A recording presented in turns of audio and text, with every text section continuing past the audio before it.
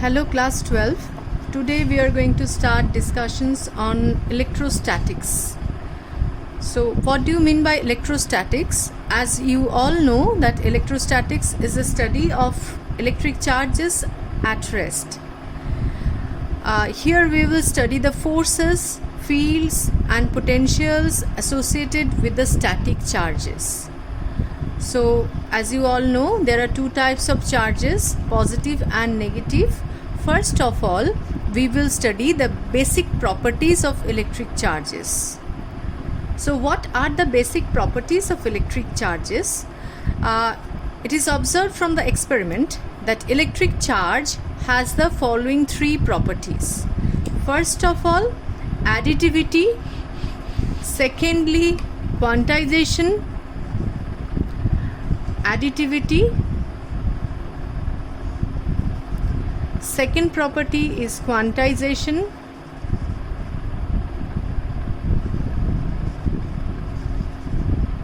Third property is conservation of charge.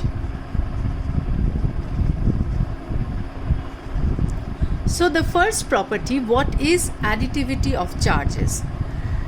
Additive nature of electric charges means, suppose you have 2 microcoulomb of charge and you add minus 3 microcoulomb of charge to that place in that system, and again you add plus 4 microcoulomb and minus 5 microcoulomb. So by the additive property, the total charge there will be 2 minus 3 plus 4 minus 5, that is minus 2 microcoulomb of charge. This property is called the additive property of charges. Now the second property of charge, quantization of charge. What do you mean by quantization of charge? Quantization of charge is a physical quantity. Quantization is a physical quantity. It means that it cannot vary continuously to have any arbitrary value, but it can change discontinuously to take any one of only a discrete set of values. Now what do you mean by quantization of electric charge? So experimental fact said that electric charges, experimental fact proved that the electric charges occur in discrete amounts instead of continuous amounts, called the quantization of electric charges. The smallest charge that is occurring here on nature is that of the electron, or plus or minus. I am talking about the magnitude only. All the other charges are integral multiple of this electronic charges. So you can write the quantization of charge as Q is equal to NE. So now the question may arise, why we cannot visualize this quantization of charge in our daily life? Because large number of electrons, very large number of electrons are flowing, so we cannot actually visualize this quantization of charge in daily life. Now the third property is the conservation of charge. So what do you mean by conservation of charge? What are the statements? The third one, according to the law of conservation, it can be stated in two ways. First of all, the total charge of an isolated system means it's not interacting with the outside world. So if we consider a system of 3 charges, no other charges are coming or going from this isolated system. So for an isolated system, total charge of an isolated system remains constant.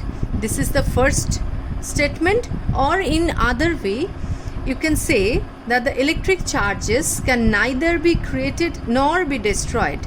They can only be transferred from one body to another, and total charge of the entire universe remains constant. This is the conservation of charge. So now with this knowledge, we will study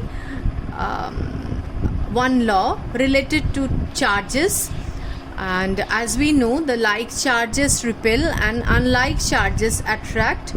So by how much force? What is the force between them? force acting between two charges, whether it is attractive or repulsive. This one we need to understand. To understand this, we will consider here, this is most important for Coulomb's law. We will now discuss Coulomb's law. For Coulomb's law, two things we will consider now. First of all, the charges are stationary,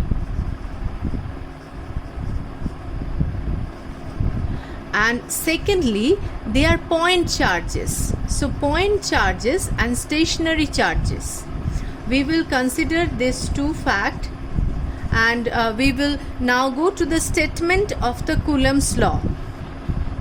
Okay, now before we go to the statement, we consider 2 point charges q1 and q2.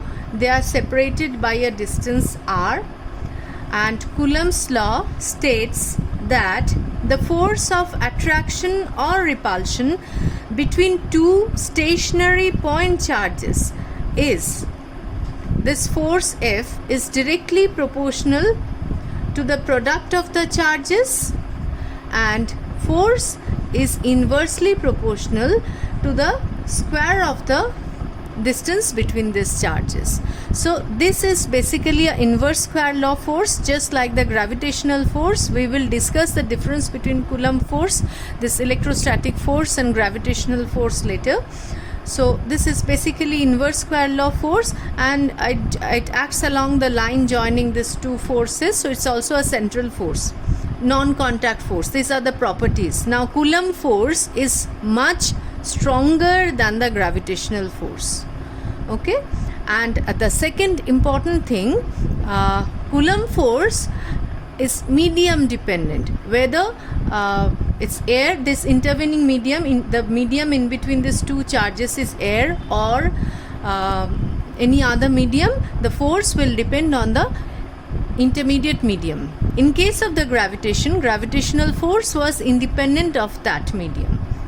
Okay, now Coulomb's law, the mathematical statement, we can write it in this form: F is equal to a constant K. We will form this as an equation: F is equal to K Q1 Q2 by R square. Now what is this K? K is equal to 1 by 4 pi epsilon naught. Now what is this epsilon naught? Epsilon naught is called the permittivity. Epsilon naught is called the permittivity of free space. This naught indicates that this is for free space only. Now we will write the whole equation including the value of K. So we write F is equal to 1 by 4 pi epsilon naught Q1 Q2 by R square. So you need to remember this value of 1 by 4 pi epsilon naught. This value of this 1 by 4 pi epsilon naught, or K, is equal to 9 into 10 to the power 9. What will be its unit? Its unit is Newton. You transport this into this side, Newton meter square Coulomb to the power minus 2. So from this equation you can find out the unit also. Okay, so this is the Coulomb force which is applicable for stationary and point charges. If the charges are not stationary, we will not apply this Coulomb's law. Now one more important thing, this Coulomb's law, because this is force, this Coulomb's law we need to understand in vector form also. How to understand Coulomb's law in vector form? Now this is very important. We will consider the charges here, similar charges Q1 and Q2, and the line joining them is definitely R. But here we will consider the forces, direction of the forces and direction of the position vectors. So for Q2 we write the force acting on 2 due to 1, and we write it in this way: force acting on 2 due to 1, F21.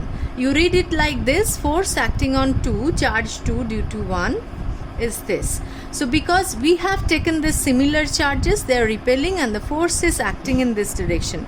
Now for Q1, force acting on 1 due to 2, and what will we write? F12. Okay, so this is the force acting on charge 2 and force acting on charge 1. And what is this position vector? From Q is equal to 1 to 2, we are taking the position vector from distance of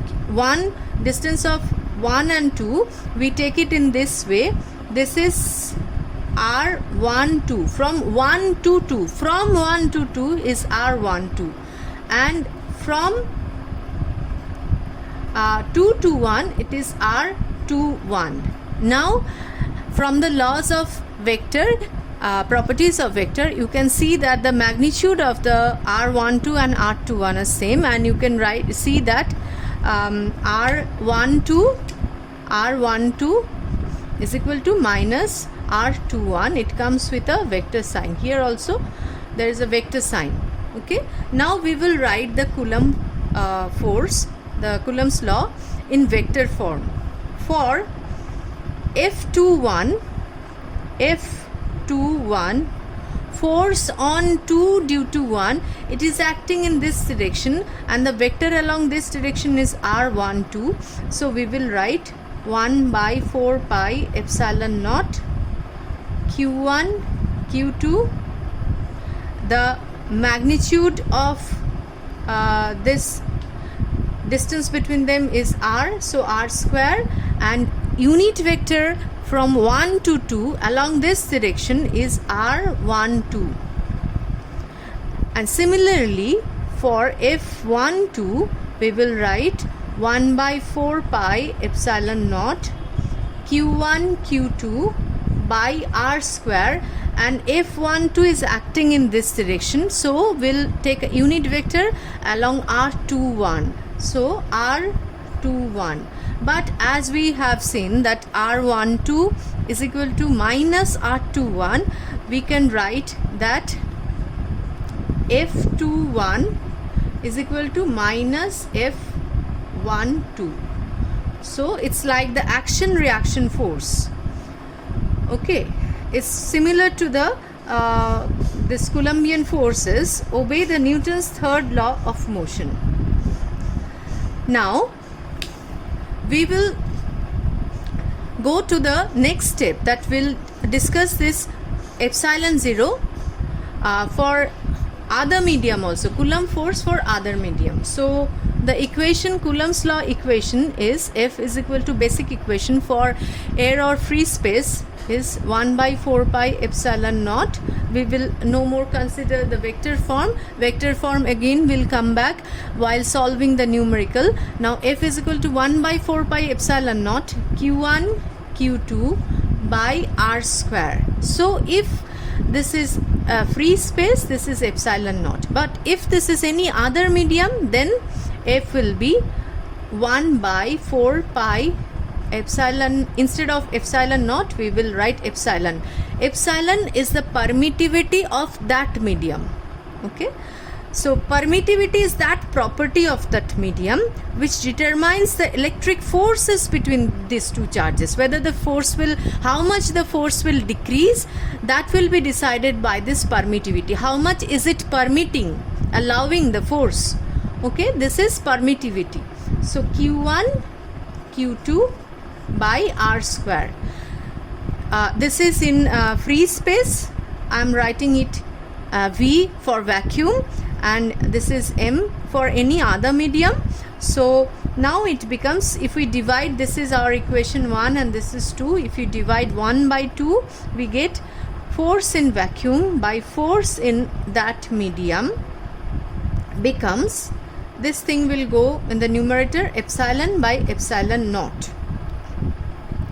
Now this one, epsilon by epsilon naught, this is called this ratio of the permittivity of a medium to the permittivity of the free space is called the relative permittivity of that medium, or it is also called the dielectric constant. K or kappa, you can say dielectric constant of this medium, given medium. So now we want to compare Coulomb's law and gravitational Coulomb force and gravitational force. And as you can see, first of all, the Coulomb force is medium dependent, and secondly, Coulomb force, the strength of the Coulomb force is much larger than that of the gravitational force. Gravitational force is a very weak one. And the third thing is, gravitational force is a very long range force, whereas the range of Coulomb force, the Coulomb forces act over a very small separation as compared to the gravitational force. The range of the Coulomb force is not so large as compared to the gravitational force. Okay. Now there are a few limitations of Coulomb's law. First limitation is the charges must be at rest. Number one, as we have repeatedly, as we have discussed, the Coulomb's law is valid for charges at rest. And second thing is, charges must be point charge. The extension of the charge must be smaller than the separation between the charges. That's the second limitation. And the third limitation is the separation between the charges must be greater than the nuclear size. Okay, but because within the nuclear size, Coulomb force, this nuclear force dominates over the electrostatic force. Okay, so these are all related to Coulomb's law. In the next discussion, we'll move on to electric field. That's all for today. Thank you.